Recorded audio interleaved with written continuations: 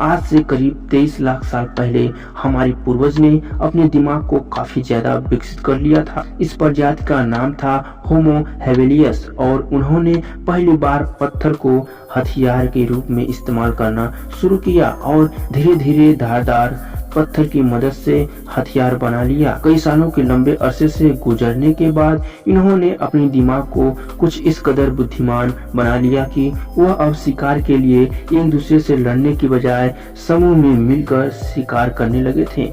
इसके बाद एक और प्रजाति आई जो अन्य जानवरों से कहीं ज्यादा बुद्धिमान थी। इस मानव प्रजाति ने सबसे पहले आग का इस्तेमाल किया।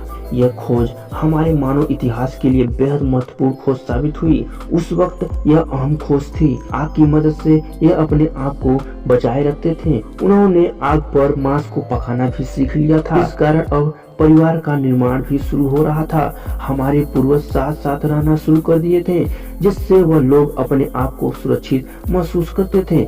आग से पकाकर मांस खाने पर बहुत कम ऊर्जा का इस्तेमाल करना पड़ता था, जिसके कारण यह ऊर्जा उनके दिमाग पर खर्च होने लगी और इनका दिमाग भी आकार में काफी बड़ा हो चुका था। हमारे यह पूर्वज अन्य जानवरों से बहुत ही ज्यादा बुद्धिमान थे और पृथ्वी पर मिलजुल कर रहने वाले पहले बुद्धिमान जीव थे। लाखों साल बीत जाने के बाद कुछ आज के इंसानों की तरह अपना रूप ले लिया और मानो अलग अलग आवाज निकालने के काबिल बन चुका था।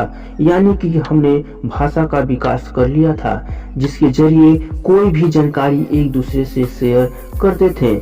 यह वह आखिरी विकास क्रम था। इसके बाद आज के इंसानों की उत्पत्ति हुई। हमारा अस्तित्व यानी होमो सेपियंस का समय शुरू हो गया। हमारे पास धरती के सभी जानवरों से बड़ा दिमाग था।